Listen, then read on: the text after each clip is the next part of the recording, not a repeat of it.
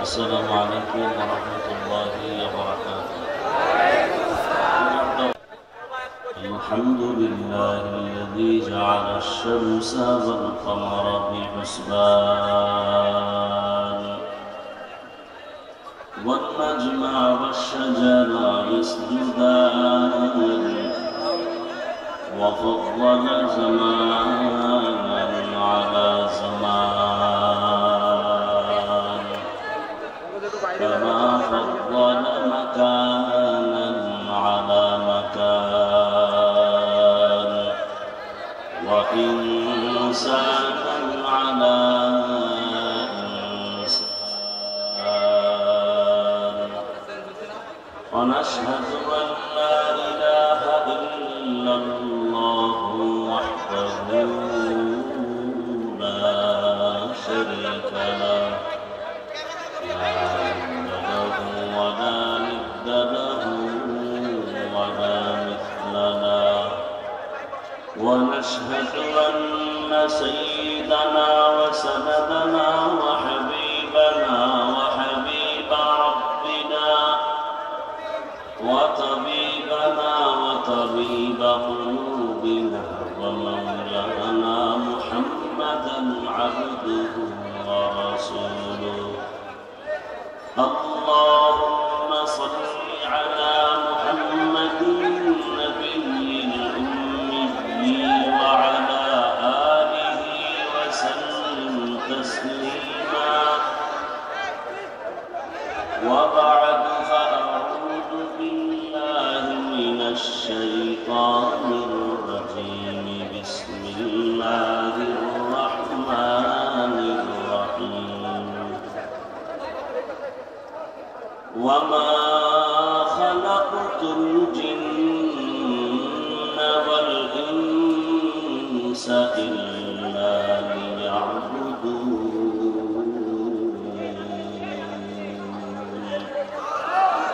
وقال رسول الله صلى الله عليه وآله وسلم لا طاعة لمخلوق في معصية الخالق صدق الله مولانا العظيم صدق رسوله النبي الأمي الكريم ونحن على ذلك من الشاهدين والشاكرين والذاكرين والحمد لله رب العالمين سبحانك لا علم لنا إلا ما علمتنا إنك أنت العليم الحكيم رب اشرح لي صدري ويسر لي أمري واحلل عقدة من لساني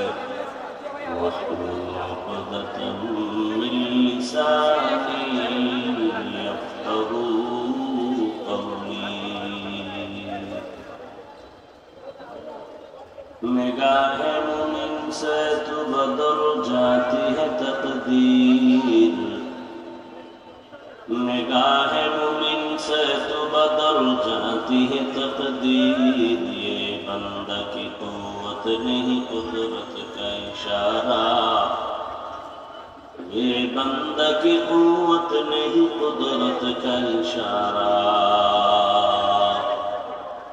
مرد خیرت ترک معاصی کی ضرورت اے مرد خیرت ترک معاصی کی ضرورت اب صحبت صالح کی سوا کوئی نہیں چارہ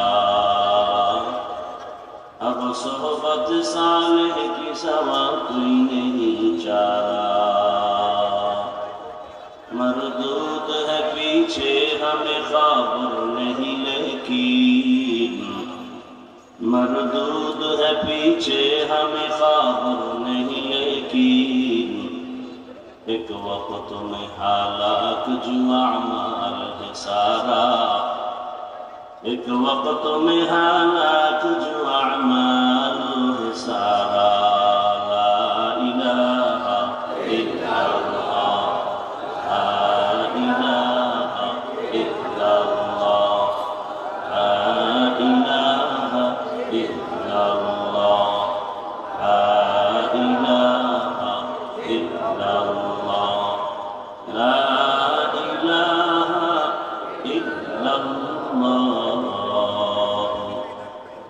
মুহাম্মাদুর রাসূলুল্লাহ।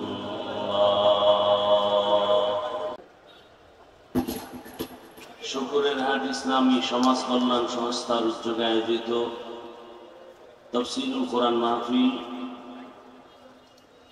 14 অক্টোবর 2025।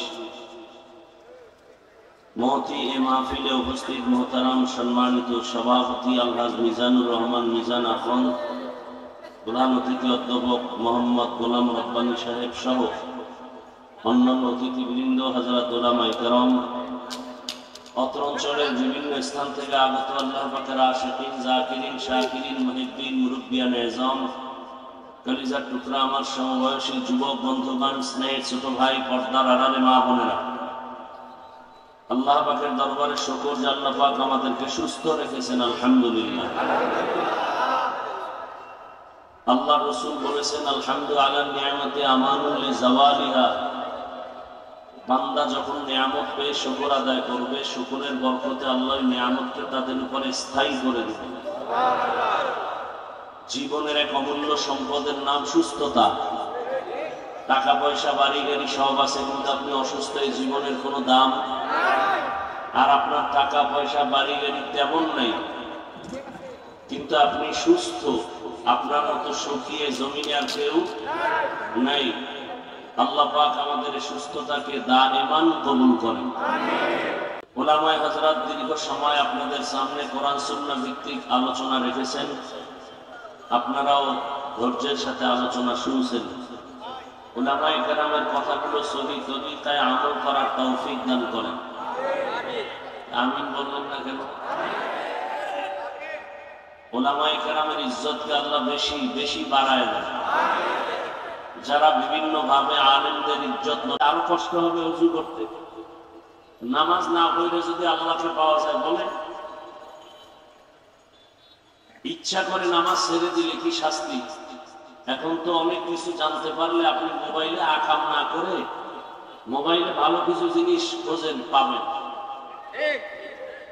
সারা দিন রাত্র মোবাইলে অপরাধ করবেন, আল্লাহর কাছে কি নিয়ে দাঁড়াবেন?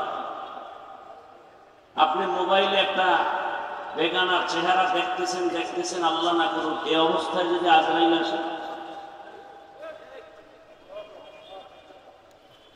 আল্লাহ হেদায়েত দান করুন। তো আমি যে আয়াত পড়েছি, হাদিস পড়েছি, তরজমাটা বলে নেই। আল্লাহ পাক বলেন, ওয়ামা খালাকতুল জিন্না ওয়াল ইনসা ইল্লা লিয়াবুদুন। আল্লাহ বলেন, আমি জিন ও ইনসানকে সৃষ্টি করি নাই। হ্যাঁ, সৃষ্টি করেছি একমাত্র ইবাদতের জন্য। জিন ও ইনসানকে আমি সৃষ্টি করি নাই, হ্যাঁ সৃষ্টি করেছি ইবাদতের জন্য। এটা তরজমা। ছোট একটু পুরো হাদিস পড়েছি, রাসূল বলেন, লা তাআতা লিমাখলুকিন ফি মাসিয়াতিল খালিক। আল্লাহকে অসন্তুষ্ট করে পৃথিবীর ভিন্ন কারো আদেশ নিষেধ মেনে নেওয়া চূড়ান্ত ভাবে হারাম। এটা হাদিসের তরজমা। তরজমা শেষ করবো না ব্যাখ্যা আছে? বলেন, কথা বলতে হবে। কি ব্যাখ্যা? হাদিসে বলছে আল্লাহকে অসন্তুষ্ট করে পৃথিবীর ভিন্ন কারো আদেশ নিষেধ গ্রহণ করা হারাম, কারো হুকুম মানা যাবে না। কাকে বেজার করে? ব্যাখ্যা কি? ব্যাখ্যা আমার থেকে বললে হবে না। রাসূল কি করেছেন, সাহাবায়ে কেরাম কি করেছেন, তাবেঈন কি করেছেন, তবে তাবেঈন কি করেছেন, সেই ব্যাখ্যা অনুসরণ করলে আমার পথ সঠিক। গায়রিল মাগদুবি আলাইহিম ওয়ালাদ-দাল্লিন আমরা পড়ি না প্রতিদিন? ধ্বংসপ্রাপ্তদের পথ থেকে আমরা পানা চাই। আমরা তাদের পথ চাই যাদেরকে আল্লাহ পরিপূর্ণ নিয়ামত দিয়ে কবুল করে ফেলেছেন। আমরা তাদের পথ চাই। আনআমতা আলাইহিম, তাদের পথ চাই বলে আমরা থামি নাই, আমরা আবার পানাও চেয়েছি। গায়রিল মাগদুব, গোমরা যারা, পথভ্রষ্ট যারা, এদের পথ থেকে আমরা পানা চাই। তারা কি ব্যাখ্যা করেছেন, এটাই আমাদের সঠিক হেদায়েতের পথ। গোমরাহ যারা হয়েছে এদের থেকে পানা চাই, মানে ওদের পথ আমাদের কল্যাণের পথ না। অতএব কোরআন হাদিস থেকে কথা বলতে হলে তাদের ব্যাখ্যা অনুযায়ী বলতে হবে। যারা গোমরাহ এদের ব্যাখ্যা মানা যাবে না। ব্যাখ্যা কি? ওই যে আল্লাহকে অসন্তুষ্ট করে কোন নেতার কথা মানা হারাম, আল্লাহকে অসন্তুষ্ট করে কোন নেত্রীর কথা মানা হারাম। এখন কেউ যদি প্রশ্ন করে নেতার কথা মানা হারাম কোন আয়াতে আছে, এরকম পাগল আছে না নাই? নেতার কথা মানা যাবে না, এটা কোন আয়াতে আছে? আল্লাহকে মানতে হবে, রসুলকে মানতে হবে, দুনিয়ার আলেমকে মানতে হবে। এই কথা যেখানে আছে ওই কথা সেখানে আছে।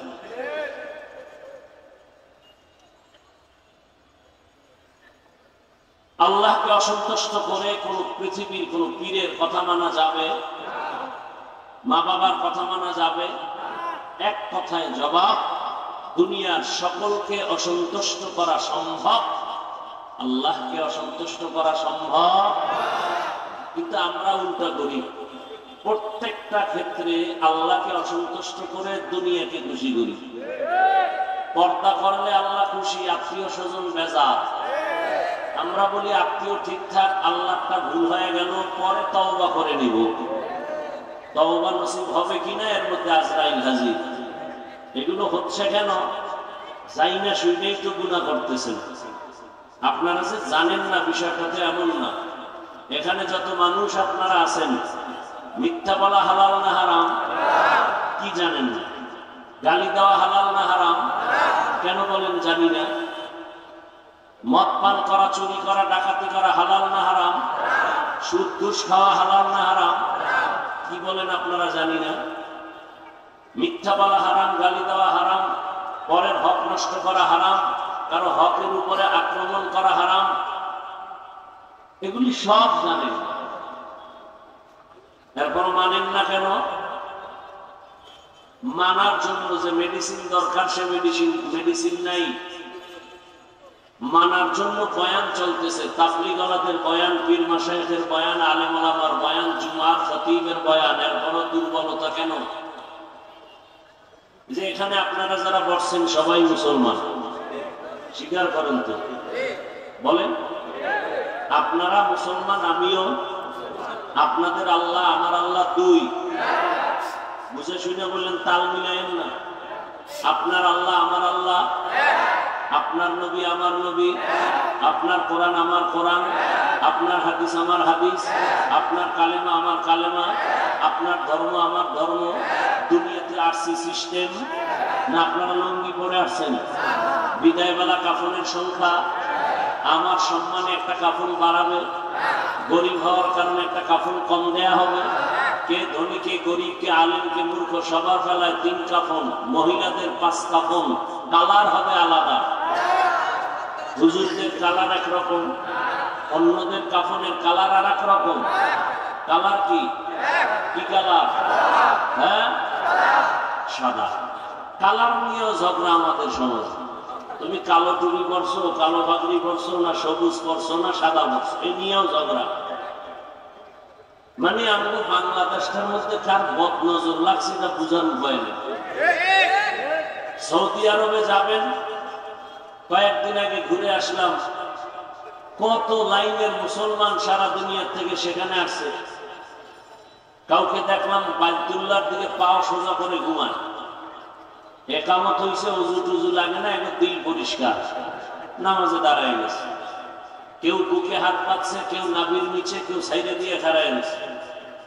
আবার মোবাইল আসছে নামাজের মধ্যে, মোবাইলে কথা বললো, কথা বইলা মোবাইলটা ধইলা খুইলা এরপরে বন্ধ করে এবার পকেটে রাখে, নামাজ ঠিক আছে।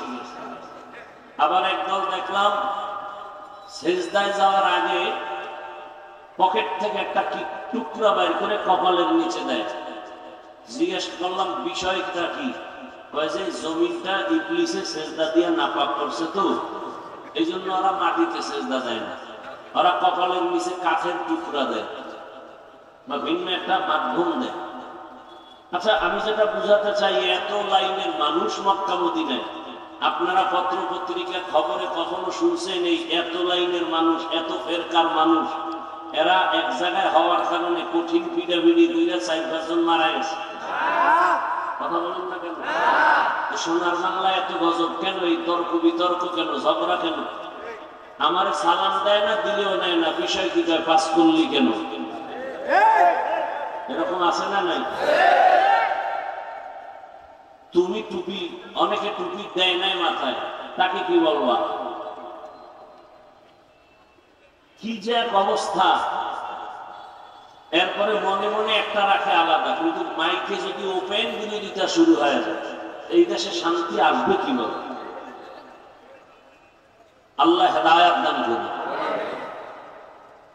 তাহলে আল্লাহকে বেজার করে আর কাউকে খুশি করা যাবে না।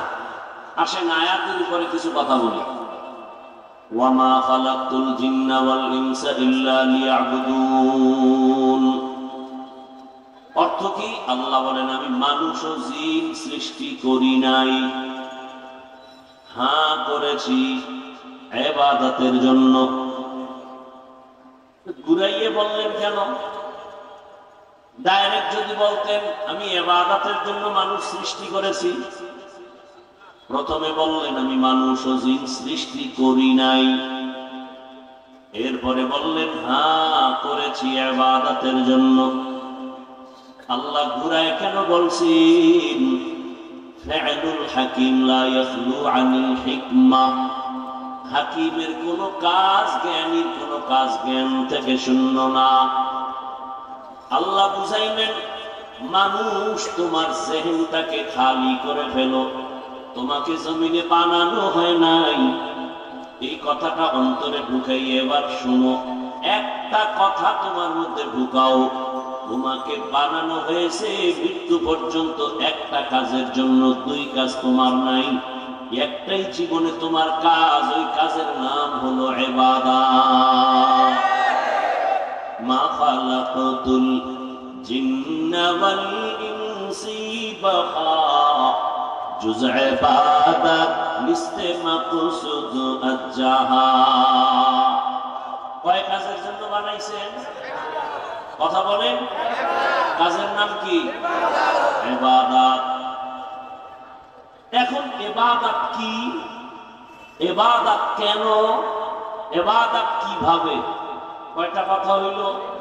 এই 3 কথার জবাবে মুনাজাত। ধৈর্য হবে ইনশাআল্লাহ, আল্লাহ কবুল করুন। ইবাদত কি? ইবাদত কেন? ইবাদত কিভাবে? এই 3 কথার জবাব শুরু করার আগে আয়াতের উপর আরেকটু ব্যাখ্যা। উলামায়ে কেরাম এখানে আছেন,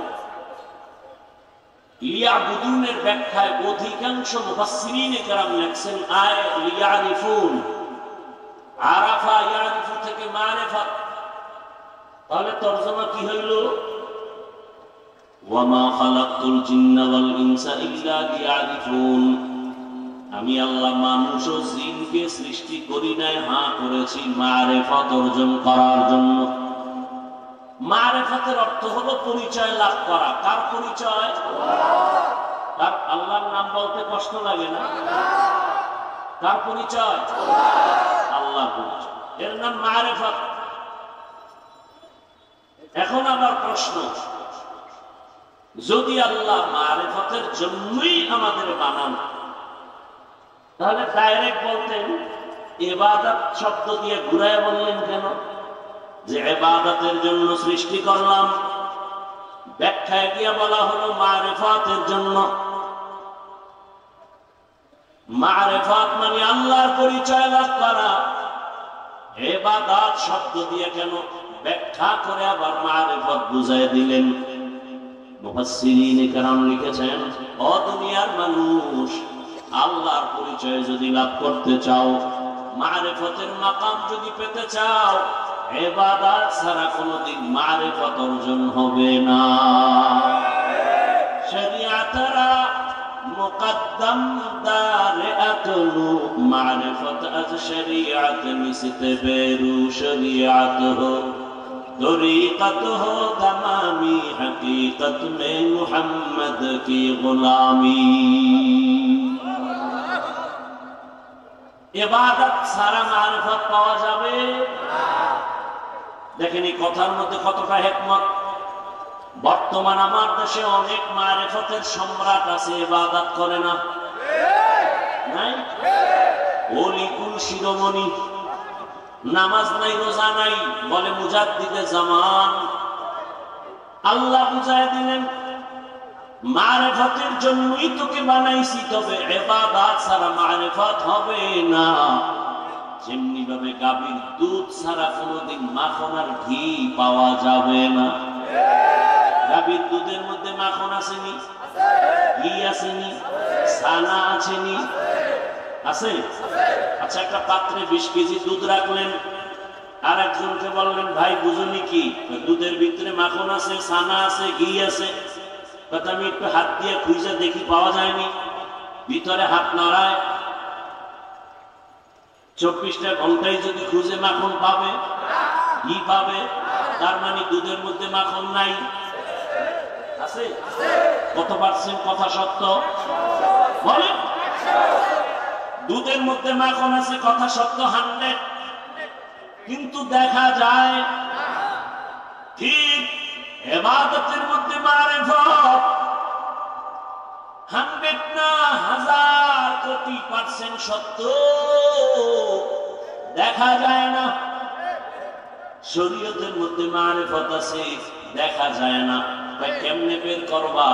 দুধের মধ্যে মেহনত করো, সিস্টেম অনুযায়ী মেহনত করিয়া অনেক মেহনতের পর দেখবা এক পর্যায়ে দুধ থেকে মাখন বের হয়ে গেল।